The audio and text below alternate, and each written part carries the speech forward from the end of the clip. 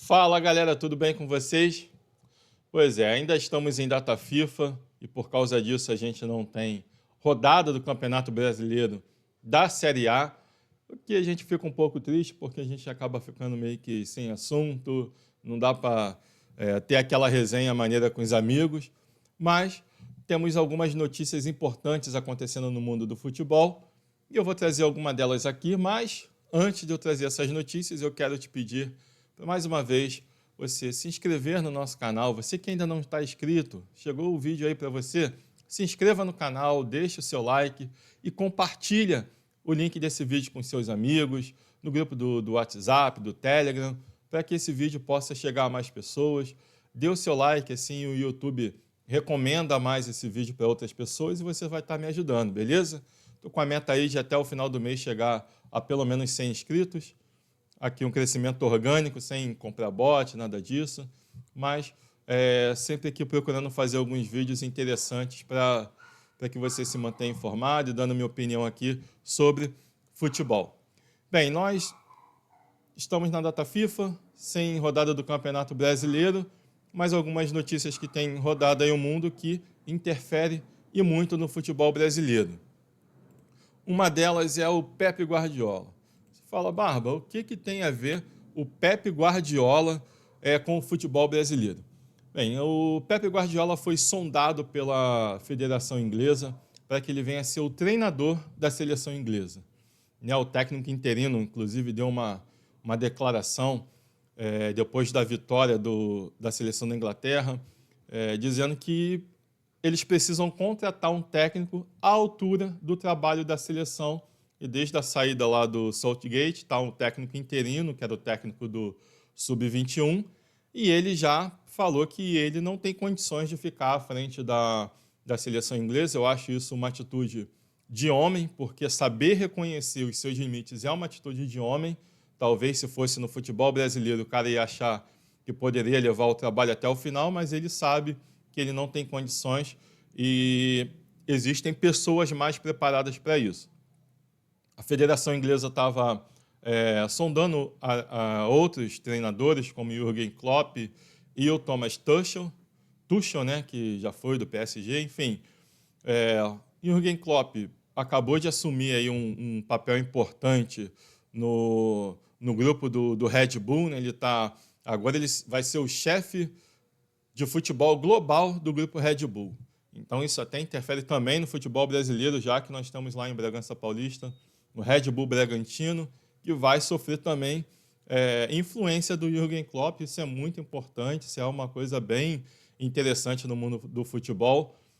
Outro grupo que tem vários times também é o Grupo City, então isso acaba, de uma certa forma, influenciando no futebol mundial, já que um nome de peso como o Klopp comandando ali, direcionando os times da Red Bull, dando ali o gerenciamento, o apoio, isso vai ser muito importante para os times da Red Bull.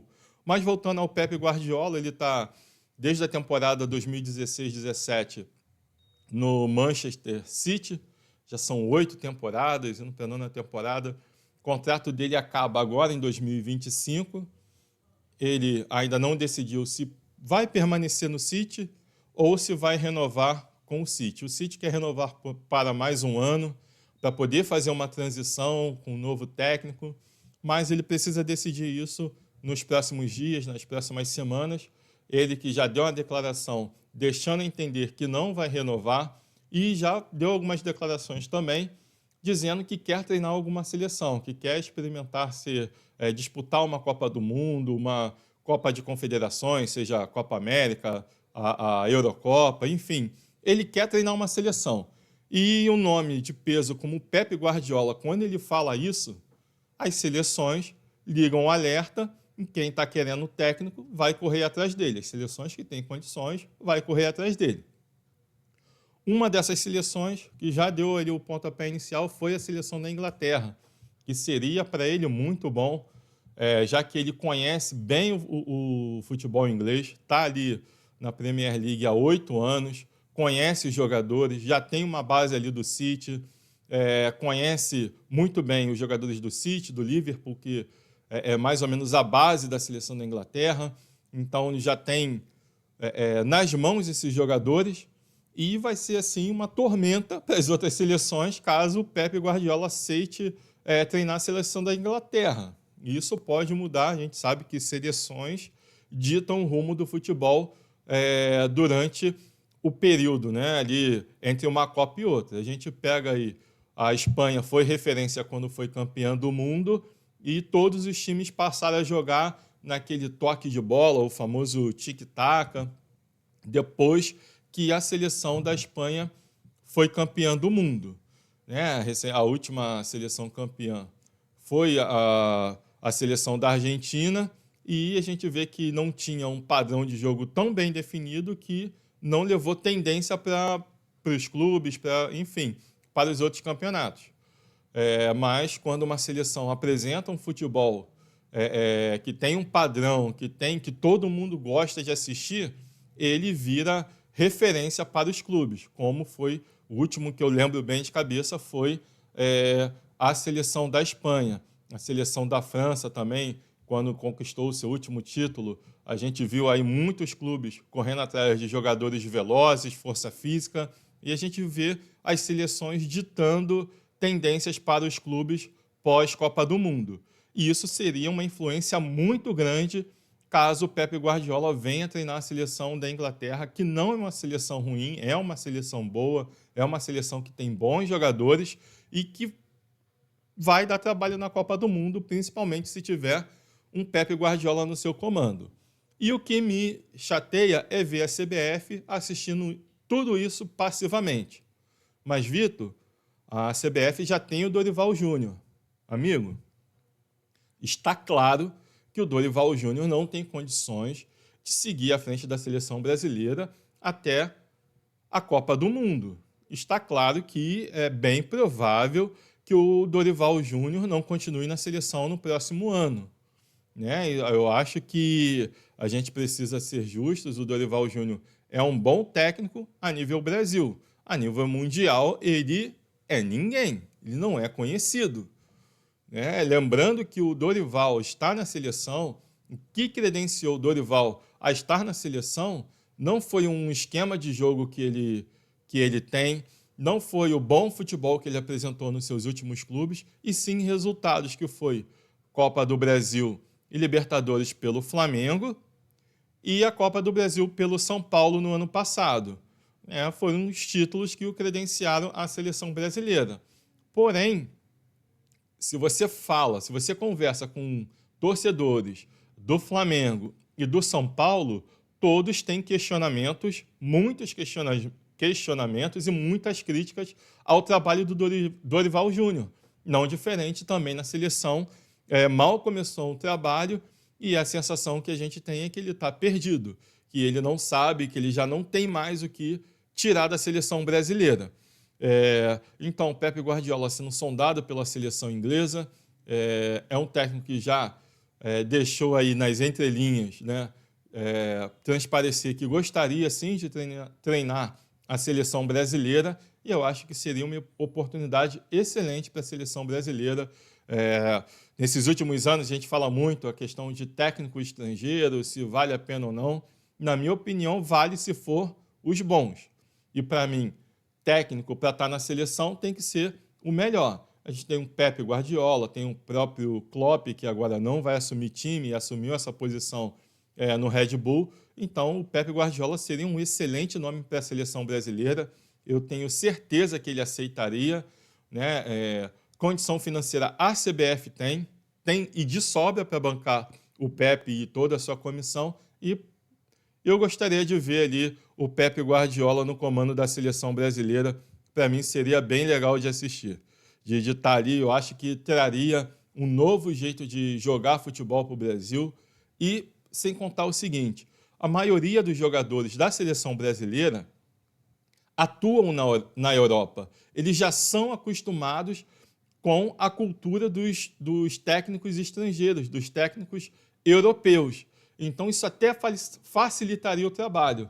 Você pega o Dorival Júnior, é um brasileiro que não tem costume de...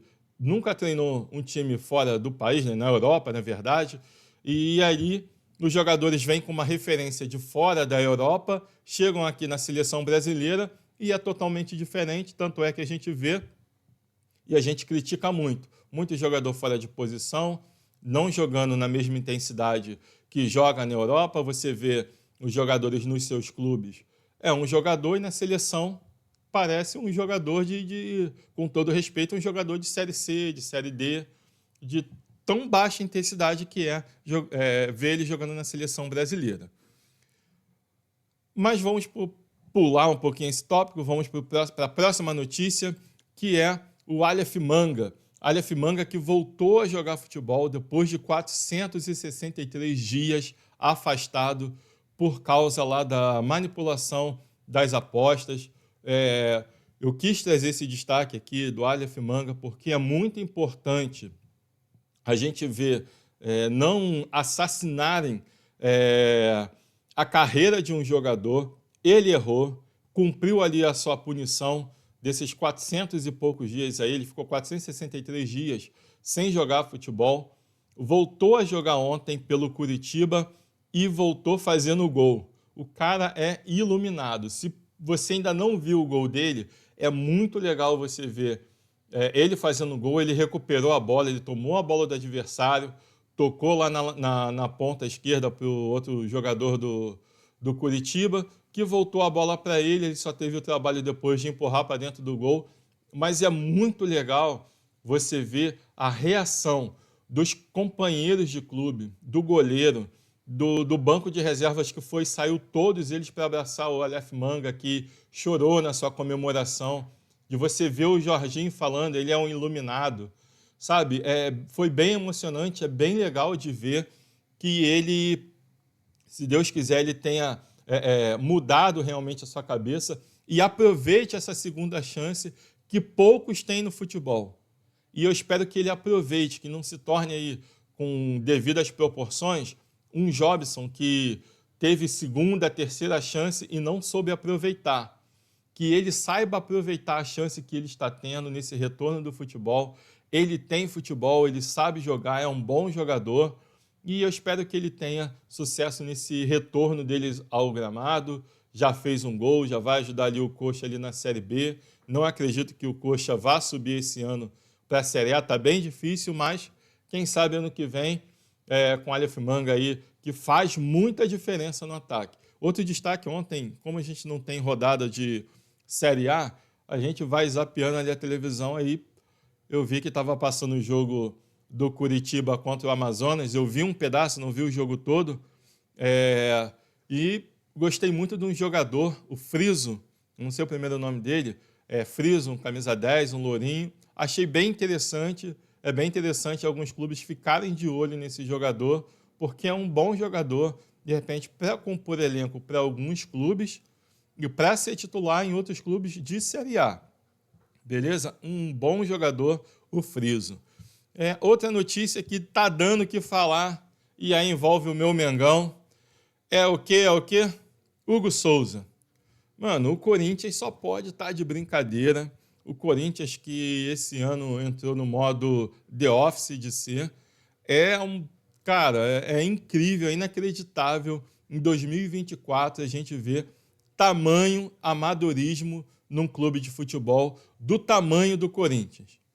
A gente sabe, embora hajam aí contestações, o corintiano não gosta de assumir isso, mas o Flamengo é o maior clube em número de torcida no Brasil e em segundo é o Corinthians, né? A torcida lá diz que não, porque eles falam que o Flamengo só é maior porque existem muitos torcedores com dois times. Mas fato que a torcida do Flamengo é maior do que a do Corinthians. Aí você briga aí com a estatística, com todo mundo que veste a camisa do Flamengo e se diz torcedor flamenguista, mas o Corinthians, o Augusto Melo, ele está de brincadeira, ele está tirando onda, ele está fazendo o torcedor corintiano passar vergonha. Isso já passou dos limites. Beleza? O Hugo Souza está emprestado no Corinthians. O Flamengo já colocou ali o preço pelo Hugo Souza de 800 mil euros, né? Euros ou dólar. Enfim, vai um valor ali de 4 milhões e alguma coisa, e o Corinthians, que agora vai ter que novamente pagar mais 500 mil ao Flamengo para que o Hugo Souza entre em campo no jogo de volta da Copa do Brasil, já que o Flamengo não aceitou a garantia, a forma que o Corinthians queria pagar o Flamengo pelo Hugo Souza. Né? O Corinthians, que já sabia que seria muito difícil do Flamengo aceitar qualquer tipo de parcelamento, até porque já havia uma promessa desse pagamento ser um pagamento à vista, e o Augusto Melo quis aí fazer o mesmo modelo de pagamento, que é o que ele colocou em relação ao Mateuzinho. Só que o Mateuzinho, o Corinthians ainda não pagou, está atrasado. Como ele vai oferecer a mesma forma de pagamento que ele tem do Mateuzinho com o Hugo Souza? Está achando que tudo bem, que a diretoria do Flamengo tem momentos não, a gente não quer ver mais ali. A gente quer o Braz longe, a gente não quer mais ali também o Landim, uma parte da torcida, né? Porque cometem muitos erros, é verdade. É uma parte amadora dentro de um profissional, de um clube profissional como o Flamengo. Mas o que não dá também para o Corinthians achar que tem um monte de criança ali brincando de futebol.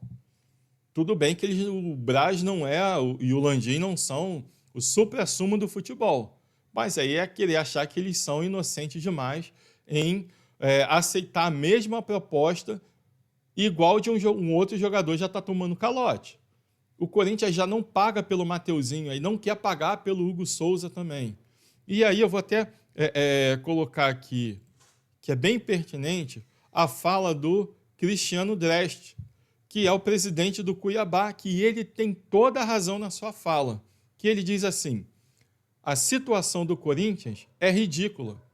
O Corinthians está dando um golpe no futebol brasileiro, porque não está pagando ninguém e está contratando jogadores pagando 4 milhões por mês por um jogador estrangeiro e não consegue pagar o Cuiabá, que é muito menos do que eles vão pagar para o Memphis Depay.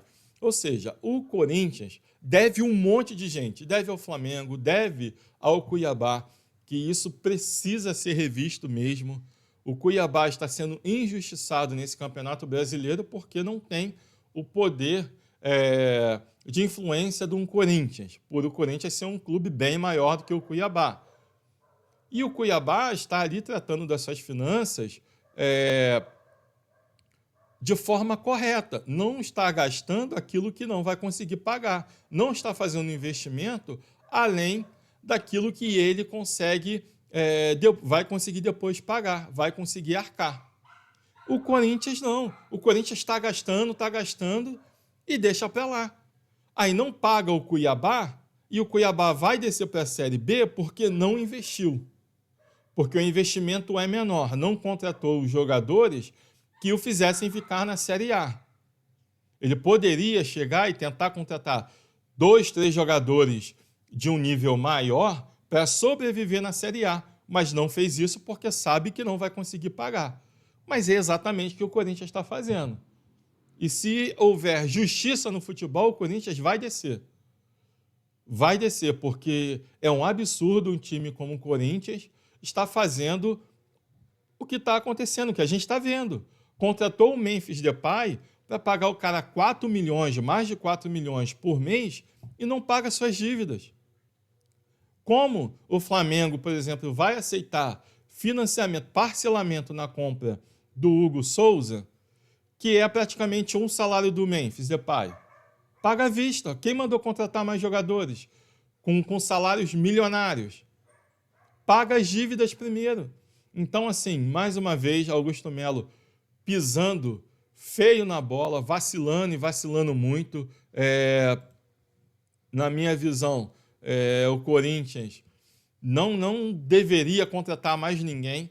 E se eu sou o Flamengo, para dar a cartada final, não aceitava mais nada pelo Hugo Souza. Acabou, quando acabasse ali o empréstimo, pegava ele de volta. E se não pagar os 500 mil, que não entre em campo no dia 20 na Copa do Brasil. Porque o Corinthians está querendo dar um calote, está claro isso.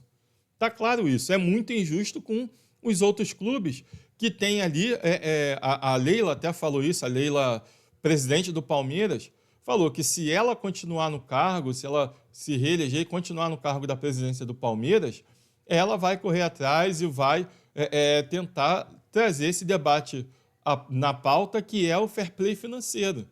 Porque o fair play financeiro não é só um teto para os clubes gastarem, como alguns estavam falando do Botafogo. Eu, por mim, eu acho até que o fair play financeiro tem que ser o contrário. Se você pode pagar, se você consegue bancar, contrata quem você quiser. Gasta o quanto você quiser. Ah, mas aí não vai ter isonomia, não vai conseguir ter competitividade. Que os outros clubes corram atrás nas suas administrações e façam investimento igual. Na minha opinião, se eu tenho 1 bilhão para gastar, que eu gaste 1 bilhão e dane-se os outros. Corra atrás do seu prejuízo. O que não pode é eu não ter R$10 e querer pagar 4 milhões por mês a um jogador. Isso está errado. E isso a Leila tem toda a razão.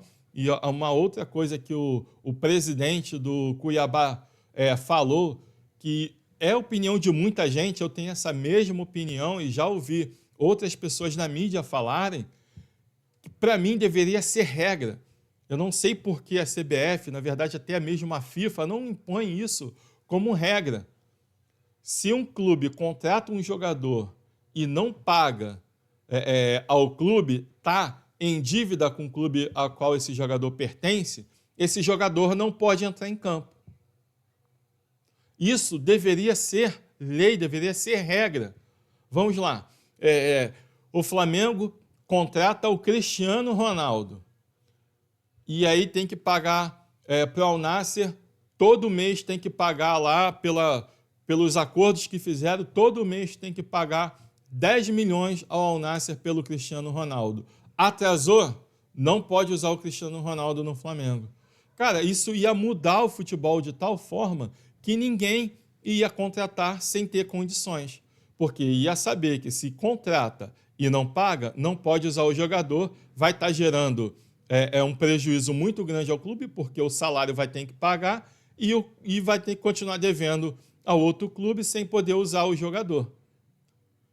Então, assim, eu acho que isso deveria entrar em pauta, sim, a CBF deveria agir por isso, mas a gente sabe que a CBF parece que não gosta das coisas muito corretas, prefere ter algumas brechas nas regras para poder trabalhar nos bastidores, e a gente vê isso acontecendo o tempo todo, tá? Mais uma vez eu falo, sou flamenguista, mas não sou clubista. Um exemplo de que a CBF deixou algumas coisas muito dúbias foi a troca dos jogos da Copa do Brasil. Eu não concordo com a troca, beleza? Se o regulamento diz que só quem pode pedir a troca são os mandantes, então não poderia trocar, já que nem o Vasco, nem o Corinthians solicitou a troca da data dos jogos. E deveria ser já padrão que quando um clube pedisse a troca do jogo, todos deveriam concordar. Se um não concordasse, não haveria troca. Mas a gente sabe que os bastidores da CBF é bem complicado, então acabam não acontecendo algumas coisas. Mas seguindo aqui na notícia, a última que para mim é a melhor notícia que eu li hoje, a melhor coisa que eu poderia ver hoje é sobre o nosso menino Neymar, que já está há mais de um mês treinando com os companheiros lá no Al Hilal. Tem uma notícia, começou a aparecer uma notícia, que existe uma possibilidade dele voltar a jogar ainda em outubro. E isso para a gente é muito bom. Se tem uma coisa que nós brasileiros precisamos, esse torcedor brasileiro precisa, é ver o Neymar em campo. E ele voltando agora em outubro, ele pode até mesmo voltar já a ser convocado e aí pegar a próxima data FIFA em novembro e ajudar a seleção a sair dessa draga que a seleção está. Se você ainda não viu alguns vídeos do Neymar em treinamento, entra lá nas redes sociais do Al Hilal, você vai ver ele lá no X1, naquele treinamento 1 contra 1, muito bem, está indo muito bem, aquele jeito dele irreverente, umas jogadas bem diferenciadas, uma inteligência acima. Você vê que o jeito dele jogar é outro nível, é acima de muita gente e não poderia ter uma notícia melhor do que essa. Só a expectativa dele poder voltar a jogar esse mês já é uma notícia muito boa. E aí ele pode jogar já no dia 21 pela Liga dos Campeões da Ásia contra o Al Ain. Então, se Deus quiser, vai dar tudo certo e ele vai depender da visita do médico da seleção brasileira, o Rodrigo Lasmar. Ele vai lá ver como é que está realmente a condição do Neymar, para ver se ele realmente vai ter condição já de voltar aos gramados, diferente do que muita gente falou, que ele só voltaria ano que vem. Né? Isso começa a mudar, e até porque é bem estranho, desde quando foi dada essa notícia, foi muito estranho, porque o Al Hilal ele preferiu escrever o Neymar, tirou alguns jogadores estrangeiros da lista, né? Tanto é que o Michael voltou para o Brasil por estar nessa condição de exceder o número de estrangeiros, e preferiu manter o Neymar, e é muito estranho um jogador já voltar a treinar com a equipe e ficar ali 6 meses só treinando. Ele já está mais de um mês treinando com a equipe, então tudo indica que realmente ele volta a jogar ainda esse ano. Se Deus quiser, vai voltar muito bem, vai calar a boca de muita gente, e quem torce contra não é brasileiro, que não é possível. Você pode até ter aí sua indiferença, a diferença com o Neymar, não gostar muito dele, mas quando se trata de um jogador no nível do Neymar, ele vestir a camisa da seleção brasileira e fazer a diferença, mano, eu não quero saber em que time ele jogou, qual é a minha diferença com ele, em quem ele vota, o que ele faz fora de campo. Eu quero que ele vá lá, resolva o jogo e, se tudo der certo, que ele levante a taça na final da Copa do Mundo em 2026 com o Brasil hexacampeão, beleza? Porque só falta o campo. A areia já foi hexa. O futsal acabou de ser hexa. Então, falta aí no campo. Se Deus quiser, com a volta do Neymar, a gente muda o patamar dessa seleção, que a verdade é que ninguém dessa seleção bota medo, nem mesmo o Vinícius Júnior, que para mim é o melhor jogador da seleção brasileira atualmente, né? Apesar de não exercer, não estar jogando na seleção aquilo que joga no Real Madrid, mas com a ausência do Neymar, ele seria o nosso representante. Mas com a camisa da seleção, ele não coloca medo em ninguém, porque todo mundo chega ali diante da seleção brasileira e vê aquela seleção xoxa, sem graça, sem intensidade alguma, e com certeza isso atrapalha muito, e quando o Neymar vestir a amarelinha de novo, vocês podem ter certeza que o nível de todo mundo que vai estar em volta dele vai subir, porque ele não é um cara que joga só para ele, quando ele está em campo, ele sobe o nível de quem está junto com ele. Isso é papel dos grandes, dos maiores e dos grandes craques no futebol. Beleza? Bem, eu vou ficando por aqui. Tirei essas notícias aí como destaques. Se tem alguma outra notícia que ficou de fora, coloca aqui no comentário. Diz aí a sua opinião, o que você acha dessas notícias. Se você realmente aí está ansioso pela volta do Neymar, está tão ansioso quanto eu, cara, eu vou te falar uma coisa. Eu tenho muita esperança de que o Neymar vai voltar a jogar muito bem, vai jogar muita bola ainda esse ano e vai ajudar muito a seleção brasileira. E 2026, com ele em campo, eu tenho certeza, a gente precisa ter um técnico bom também, é verdade. Mas com o Neymar, a chance de título do Brasil sobe e sobe muito. Sem ele, é quase nada. A verdade é essa. Sem ele, é muito difícil a seleção campeã do mundo. Mas com ele em campo, a gente tem grande chance, a gente volta a ser a seleção favorita, como toda a Copa a gente entra, beleza? Então é isso aí. Não se esqueçam, mais uma vez, quero te pedir, se inscreva aí no canal, deixe o seu like, ativa o sininho para você receber as notificações dos próximos vídeos e comenta aí tudo o que você achou, se você concorda com o que eu falei, se não concorda. Ficam por aqui. Fui.